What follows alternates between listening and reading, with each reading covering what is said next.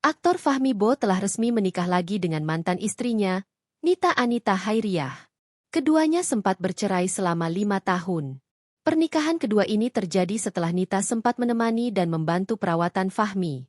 Pernikahan Fahmi Bo dan Nita Anita Hairiah digelar di rumah kontrakannya di kawasan Jakarta Barat, Minggu, 23 November 2025.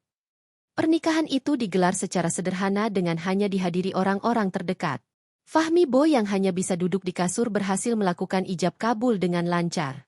Adapun mas kawin yang diberikan berupa cincin 2,1 gram. Setelah ijab kabul selesai, Fahmi Bo menerima panggilan video call dari Raffi Ahmad. Suami Nagita Slavina itu meminta maaf karena tak bisa hadir di pernikahan tersebut. Namun, Raffi Ahmad berjanji akan memberikan kado pernikahan kepada Fahmi Bo. Aku ini aja, kasih kado deh, kasih kado pernikahan deh. Kadonya aku kasih langsung kalau aku udah di Jakarta. Ya, kata Raffi.